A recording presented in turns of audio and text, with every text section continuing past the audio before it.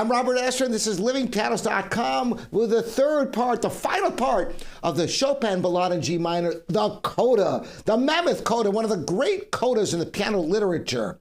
For those of you not familiar with the Chopin G minor Ballade Coda, I'm just going to play the Coda for you first.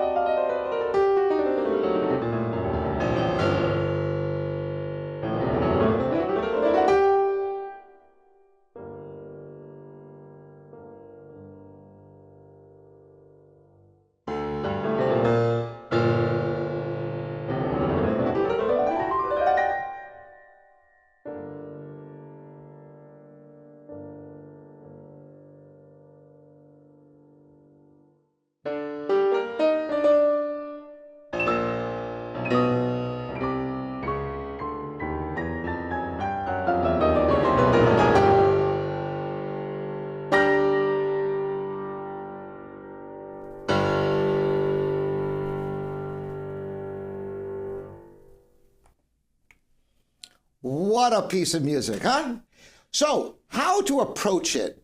Well, first of all, one of the fundamental things about this coda, each section has its own methodology of how to practice it. So let's start right in with the beginning of the coda and see how to approach learning this section. What makes the first part so tricky is the juxtaposition of the hands. So I would suggest first, practice a great deal hands separately, paying very close attention to the phrasing. Very important. You have accents, you have staccatos. And for example, in the left hand, and so few people do this, notice if you look in the score how the single notes on the bottom are staccato, but the chords are not staccato.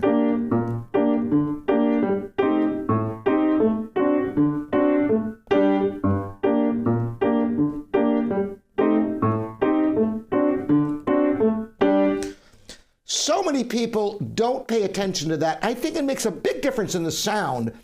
And you know what? Generally speaking, when you're talking about the great composers like Chopin, Beethoven, Mozart, Bach, Debussy, on, they didn't haphazardly put in these markings. And incidentally, try to reference as close to an Urtext score as you can so you know what they wrote and not what some editor put in afterwards, because they were very mindful. Every single thing in the score is important and molds your performance and affects your whole interpretation of the work. So then the right hand, notice the accents.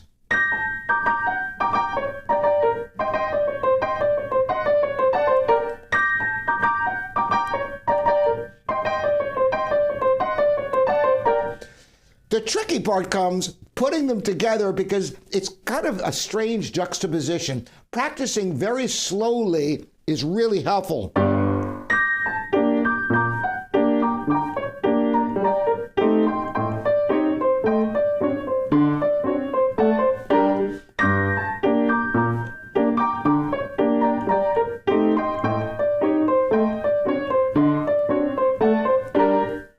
Simply doing that with metronome speed should get you there. Now, in terms of how to negotiate the rapid right hand, when you have the repeated chords, make sure you use your wrist staying close to the keys.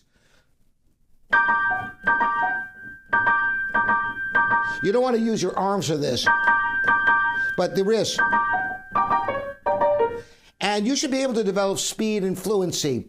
Keep everything, this is counterintuitive, but keep everything light except for the accents and the sforzandi. And that is what enables speed. Listen to Vladimir Horowitz's recording of this, and you'll be amazed at how light he plays it, and almost playful in a way. It doesn't have to be bombastic and, heroic. It just needs to be energetic and fast. So then we have the next section, which is basically you practice first in chords.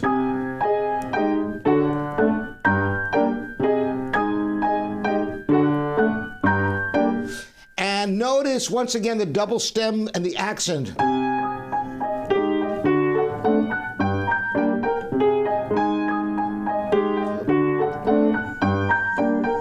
And once again,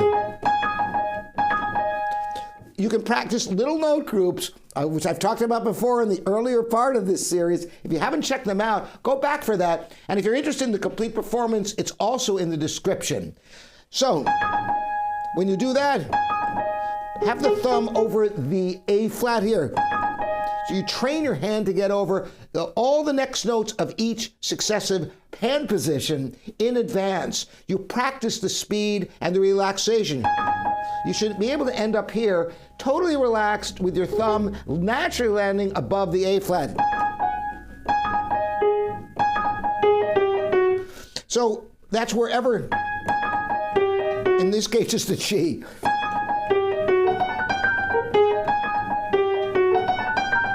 So make sure you prepare in advance.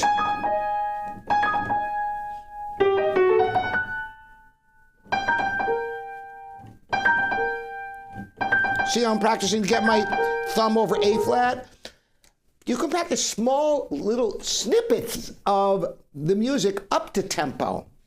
So you work on two fronts. You work slowly, gaining security, and one notch at a time with a metronome, but you also work in little tiny snippets up to tempo.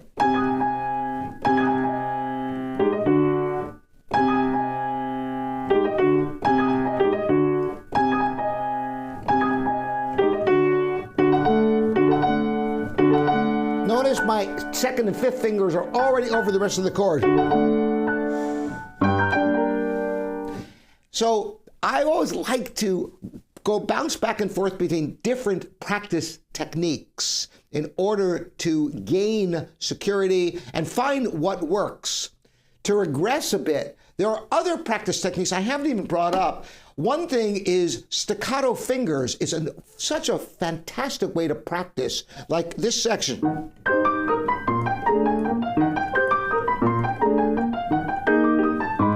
Because you gain the security of each note.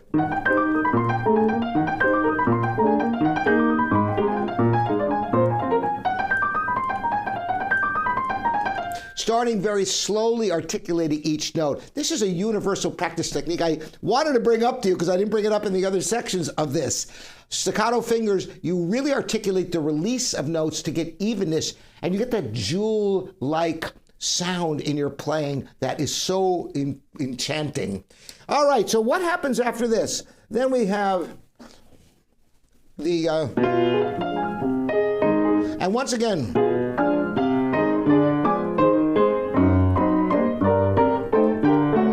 practicing in chords, and then once again,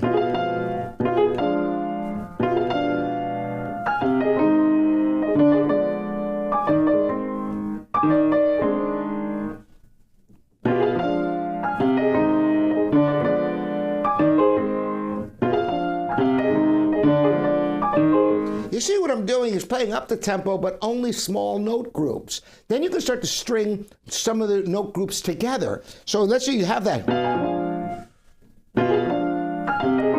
Then you.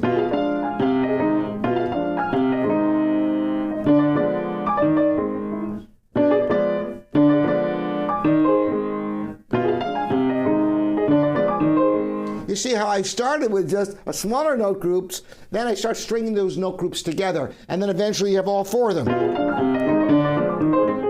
You see how you start with a simple.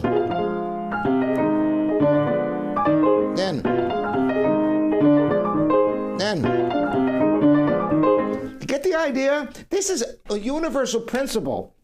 of trying to get something up the tempo, working on two fronts. The one notch at a time method, it's invaluable. And incidentally, even if you're not doing metronome speeds, going back and just playing at a very relaxed tempo to solidify.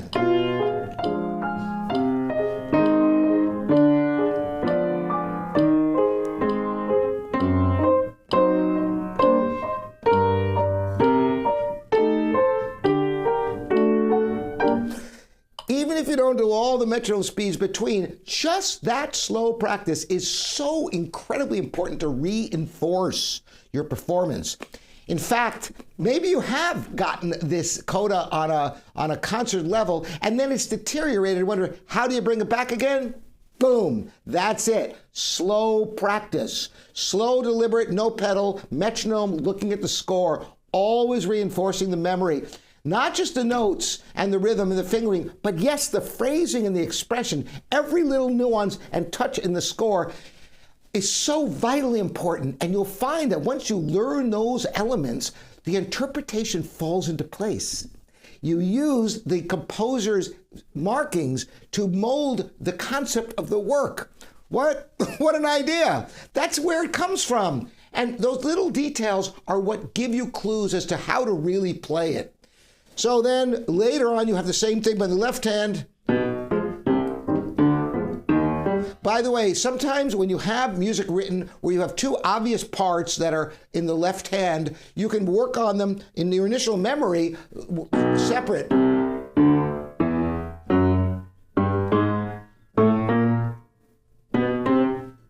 And then you go.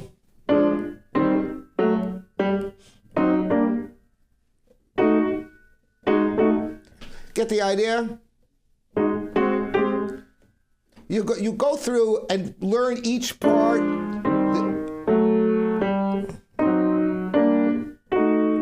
It's hard to do, actually. So, and then you put the two parts together. So it's almost like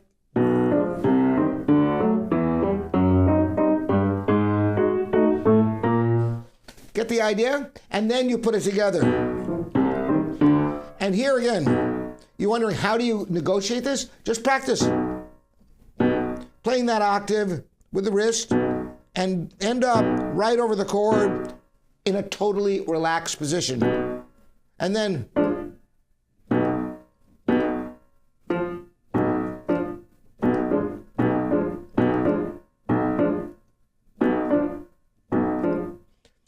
always being over the next chord.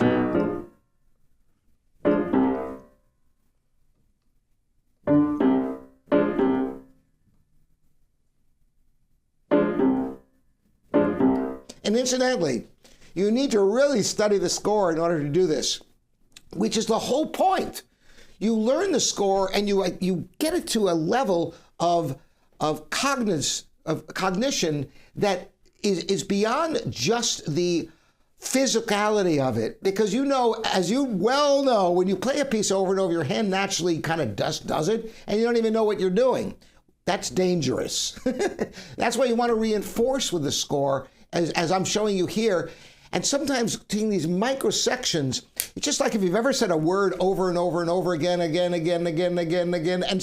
doesn't even sound like a word, and then you start to analyze how your tongue is moving and the lips and everything that's creating the sound. Well, that's exactly what you want to do with your music, so that you get to a point of this infinitesimal understanding of where the hands are, what the notes are, what the harmonies are. And you grasp, that's why doing just the chords, you get the idea of the diminished chord going to the C minor 6. Once again, the D major chord, and you get the sense of the harmonies by not just the motion of the hands, which, by the way, if we didn't have that motor memory, good luck. Any pianist depends upon it. Of course, depends upon it too much at your own peril, but if you didn't have some of that, it would be impossible to be able to play hours of the piano from memory accurately if you didn't have some automatic response, just like, and I brought this up in previous videos, watch a toddler learning to walk, and of course, it's an incredible, intense concentration, and we take walking for granted, and you can take a lot for granted on the piano, but you must reinforce with intentionality, as I'm showing you here. So what's the next section we have? Then, of course, you know, we have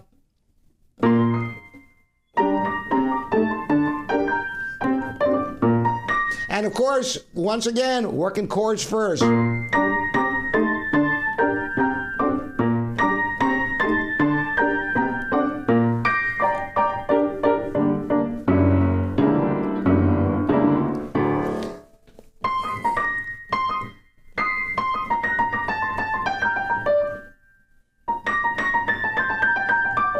So working there, and you kind of rotate the hand. Instead of just doing with the fingers like this, you rotate the hand, left and right.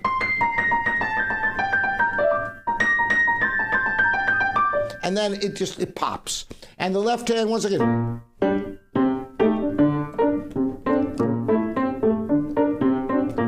Practicing getting over the chords, and you can just do that. Always being over the next chord. Then, you see what I'm doing? By practicing the preparation for the next chord or octave, you train your hand to land in the right place in a completely relaxed manner. So you can end up playing the coda relatively effortlessly, never struggling, because you've practiced the relaxation, you've practiced getting there instead of struggling and having to use additional energy. You practice getting there with absolutely no tightness in your hand whatsoever. And don't be afraid to spend an inordinate amount of time just doing and being limp, but touching the keys.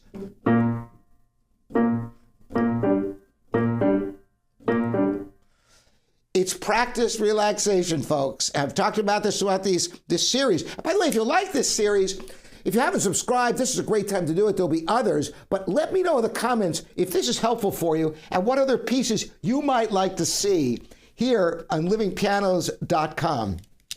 So then you come to the scales.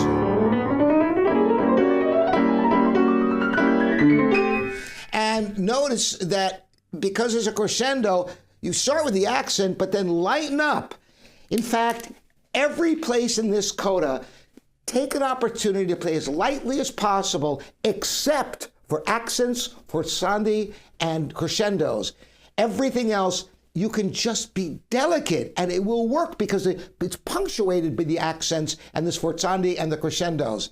And when you get to the top of this passage, just like a great singer wouldn't go, make it melodic, even though it's, don't just run over it. It's not an exercise, so give it a little bit of time at the top.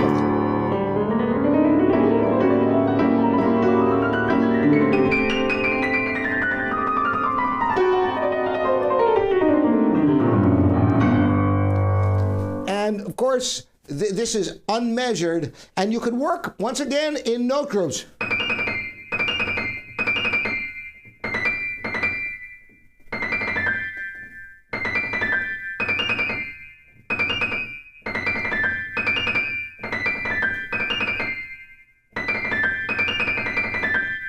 Get the idea? Little note groups. Basically, as I mentioned before, piano technique can be reduced down to a large extent to hand positions and finger patterns. And if you get your hand to do this effortlessly, then it'll be so easy.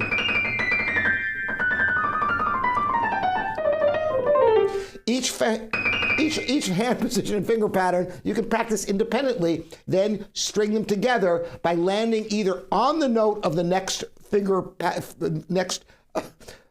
hand position, or stop just before it.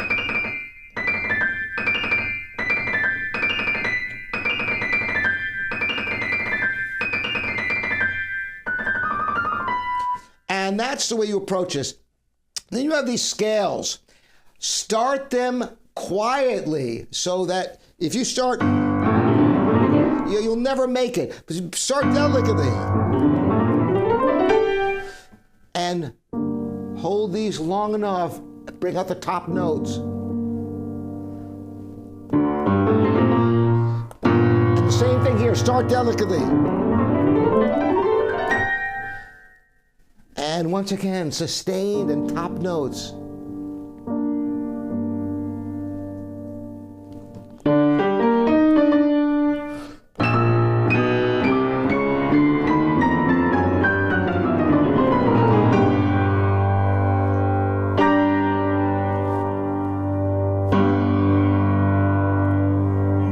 Now in the octaves, I have a video on how to practice octaves. It's all from the wrist, because if you use your arms, it's too slow and the fingers don't have enough power. So it comes down to the wrist. And of course, using the fourth finger in black keys. And I say wrist, but it's very, very, very minimal wrist motion, because if your wrists go too high, now in slow practice, you can practice it.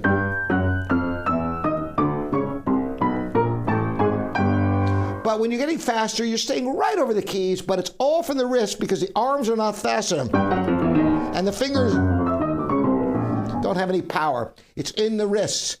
And the final two chords of this fantastic ballade. Make sure you're dropping all the weight of the arms all at once from the surface of the keys. Because if you play from above, you'll get this sound.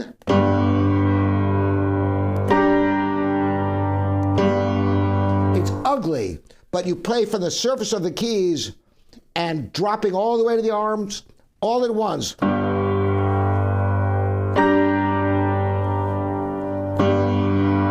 And you get a very rich sound, and it will never be harsh. So that's the lesson of the Chopin Ballade in G minor. How many of you would like more videos like this? Let me know in the comments here at livingpianos.com and YouTube. And you can subscribe on both to get lots of rich resources.